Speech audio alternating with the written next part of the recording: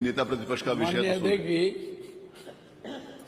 इसको मैं बहुत तूल देना नहीं चाहता, तो मत दीजिए, आगे बढ़ते लेकिन ये सही है। माननीय मुख्यमंत्री के विधानसभा क्षेत्र में दुकानें गिराई जा रही थी। वहाँ के कुछ लोग आए, हमारे राष्ट्रीय नेता से मिले। उन्होंने कहा कि हमारी दुकानें गिराई जा रही हैं, मुआवजा की बात नहीं हो रही। उन्होंने हमें कहा कि आप जाइए, उनसे मिलिए, उनकी क्या समस्याएं हैं सुन के आके हमको बताइए। मैं यहाँ से अपने नेता प्रतिपक्ष विधान परिषद के साथ जा रहा था, तो रास्ते में सीहा पार से ही कार्रवाई शुरू हो गई, क्योंकि जो पुलिस की गाड़ी लगाई गई थी कि आगे चलेगी, वो पीछे हो गई। मैंने कहा भाई क्यों पीछे हो रहे हो, आगे क्यों नहीं चल रहे हो? तो कहा मेरी गाड़ी खराब है। मैं सर्किट हाउस गया, वहाँ कोई बात नहीं हुई, लेकिन जब पाड़े हाथा पहुँचा तो आपके पार्टी के लोग, अगर पुलिस रोक देती तो कोई बर्ताव नहीं था। मैं संभल जाना चाहता था, आपने रोक दिया, मैं रुक गया। बहराइच जाना चाहता था, आपने रोक दिया, मैं रुक गया। आपके पार्टी के कार्यकर्ता वहाँ खड़े होकर के भटे भदे नारे लगा रहे थे, रोक रहे थे। हमारे आगे जो दो गाड़ी चल रही थी उसको तोड़ भी दिया। इसके बाद जब हम लोगों ने अपने लोगों को समझाया, हाँ कुछ मत बोलो, झगड़ा करने लड़ाई करने का अवसर नहीं है, हम धरने पर बैठ गए। धरने पर बैठने के 10 मिनट बाद सीओ आए, उन्होंने कहा साहब रास्ता साफ है, आप चले जाइए। मैं चुपचाप चला गया, कोई किसी से कोई वहाँ नारेबाजी नहीं, कोई किसी को तेजना इस पर बात, तो पूछता गया। इसके पहले जब हम लोग नहीं गए थे, तब शायद इसकी बात नहीं मुआवजे की हुई थी। उसी पहली रात को मुआवजे की बात हुई थी। हम लोग मिलते गए, बात करते गए, वहाँ भी कुछ नहीं हुआ। लेकिन जब जटाशंकर चौराहे पर पहुंचे तो माननीय मुख्यमंत्री जी, अगर पुलिस रोक देती, पुलिस गाड़ी को बंद करती, हमें गिरफ्तार करती, कोई याद। आपके लोग, जिसमें अधिकांश आपके पार्टी के कार्यकर्ता नहीं थे, पता नहीं कौन लोग थे, गाड़ी के सामने आ गए, बोनेट पीटने लगे, फाटक खोल के खींचने की कोशिश की। हम फाटक बंद कर लिए, उनको समझाए कि इस तरह से प्रदर्शन नहीं होता, हम लोग बहुत किए हैं, आपको जो कहा लीजिए, हमको जाने दीजिए। वो नहीं जाने दे रहे थे। इतने में हमारे पीछे के लोग जब आ गए, पुलिस खड़ी कुछ बोल ही नहीं रही थी। जब हमारे लोग आ गए तो जो पुलिस को लगा अब लड़ाई हो जाएगी, तो आपके लोगों को हटाया। काले झंडे दिखा रहे थे, काला झंडा एक हमारा पार्टी का कर्ता खींच लिया। मुख्यमंत्री जी उनको काले झंडे नहीं मिले तो काले छाते ले आए, और छाता मेरे सामने ऐसे ऐसे घुमाने। अरे हमने कहा यार झंडा दिखाना तो सीख लो, क्योंकि सरकारी दल में वो विपक्ष में बहुत रहे हो, हम लोग ये बहुत किए हैं। इसके बाद फिर वहाँ हमारे साथ अभद्र व्यवहार हुआ, गाली गुप्ता भी दिया, मेरी गाड़ी को तोड़ने की कोशिश की।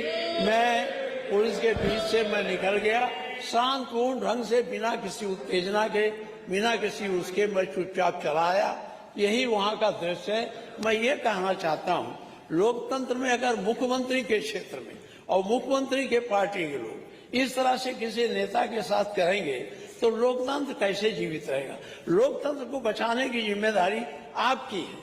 ये मैं मानता हूं कि 10 मिनट में हटाने में हो सकता है सरकार का किसी का हाथ रहा हो, लेकिन आगे चल करके जब हम लोग कुछ बोल ही नहीं रहे, सारा मामला पार कर गए, 2 जगह रोक के गुंडई की गई। यही बात मैंने प्रेस कॉन्फ्रेंस में कही थी। और यहाँ मेरा एक ही कहना है कि आप लोकतंत्र के रक्षक हैं, और आपके क्षेत्र में अगर हमें नहीं जाने देना था तो हमको सर्किट हाउस में रोक देते, पाड़े हाथा पर पुलिस लगा देते कि नहीं जाएगी, हम नहीं जाते। लेकिन ले जा करके वहाँ मुठभेड़ कराना ये अच्छी बात नहीं थी। मुख्यमंत्री जी, यही बात कहना था। माननीय मुख्यमंत्री। अध्यक्ष जी, समाजवादी पार्टी और लोकतंत्र ये नदी के 2 अलग अलग छोर हैं। इनका अरे सुनिए ना, लोकतंत्र में कब से विश्वास हो गया है, कब से लोकतंत्र में लोगों का विश्वास हो गया, इनके मुंह से ये शब्द शोभा नहीं देते हैं।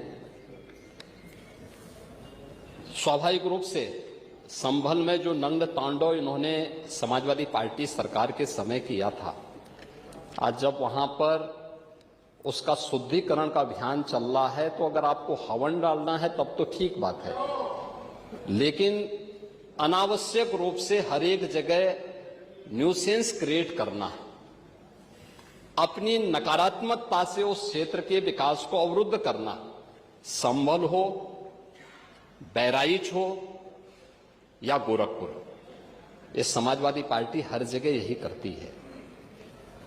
गोरखपुर के विरासत गलियारे के बारे में पांडे जी, आप तो इतने वरिष्ठ हैं, लोग आपको अनावश्यक रूप से मोहरा बना करके आपके कंधे पर बंदूक रख करके, अब आपको कम से कम इस उम्र में इस बात का ध्यान रखना चाहिए कि इस उम्र में सब नहीं होने देना चाहिए, जो आपके कंधे पे बंदूक रख करके निशाना साधने का प्रयास कर रहे हैं। आपके 3 दिन पहले मैं स्वयं उस विरासत गलियारे का दौरा किया था, मालूम है ना। मैं एक एक व्यापारी से बात किया था और बातचीत करके, वो गोरखपुर की सबसे पुरानी मंडी है, आप तो गोरखपुर में पढ़े भी हैं, और सबसे पुराना बाजार है, लेकिन कंजेशन होने के नाते, अवैध कब्जा होने के नाते वहां पर उस कंजेशन को दूर करके आज सड़क बनाई जा रही है। आप लोगों ने अपने समय में तो कुछ किया नहीं। वहां के मासूम बच्चे दम तोड़ते थे बीमारी से, इंसेफ्लाइटिस से 700 से लेकर 1500 बच्चों की प्रतिवर्ष मौत होती थी। आपकी विधानसभा के भी और सिद्धार्थनगर जनपद के भी सैकड़ों बच्चे मरते थे। कभी आप लोग कुछ नहीं किए, विकास के लिए आप लोग कुछ नहीं किए। अपने समय में विकास का आपका कोई एजेंडा नहीं था। और अगर भारतीय जनता पार्टी की सरकार, एनडीए की ये सरकार विकास कराना चाहती है, तो आपको इसमें भी बुरा लगता है। और वो विरासत गलियारा उसी पुराने बाजार के पुनरुद्धार करने को, जिससे वहां के, आपको मालूम है, वहीं पे गोरखपुर का घंटाघर भी है, गीता प्रेस भी उसी से सटे हुए क्षेत्र में है, और गोरखपुर का सबसे प्राचीन बाजार भी, जो मार्केट है, उसी से जुड़ा हुआ है। उस मार्ग को बनाने के लिए और एक एक व्यक्ति, एक एक व्यापारी को कंपनसेशन देने की बात 3 दिन पहले मैंने स्वयं उस क्षेत्र का दौरा करने की बात की थी। उसके बाद राजनीति करने के लिए आप गए थे। भारतीय जनता पार्टी ने नहीं, बल्कि गोरखपुर के व्यापारियों ने आपका विरोध किया था। क्योंकि विरोध इसलिए भी किया था क्योंकि केवल वहीं का व्यापारी नहीं, प्रदेश भर के व्यापारी में समाजवादी पार्टी की चारों सरकारों के समय में जो भय और दहशत था, जो उनसे गुंडा टैक्स वसूली किया जाता था, उसके कारण व्यापारियों में आपके प्रति जो आक्रोश है, बार बार उसका खामियाजा समाजवादी पार्टी को भुगतना पड़ा था। और व्यापारी इसी बात को लेकर आशंकित थे कि उनके विकास के लिए कोई कार्य हो रहा है, उसमें फिर विघ्न बाधा पैदा करने के लिए आप गए होंगे। और व्यापारियों ने इस चीज का विरोध किया था कि भाई आप वहां बिना बुलाए मेहमान आकर के टपक पड़े हैं, विघ्न बाधा पैदा कर रहे हैं, ये नहीं होना चाहिए। अरे वो तो आपका सम्मान किया व्यापारियों ने। अगर कोई और होता तो बहुत कायदे से उनको सही ढंग से जवाब भी देते, ये मैं विश्वास के साथ कह सकता हूं, क्योंकि समाजवादी पार्टी से उम्मीद की ही नहीं जा सकती है कि वे सुरक्षा की बात करेंगे और अच्छा विकास का कार्य कर सकेंगे।